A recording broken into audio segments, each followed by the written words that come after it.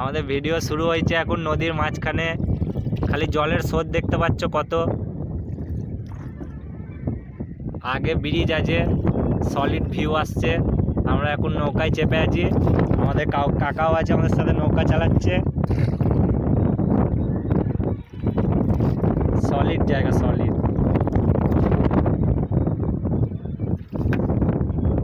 জলের স্রোত আছে প্রচুর। ওই আগেও একটা আগে নৌকা আছে, এদিকে নৌকা আসছে একটা।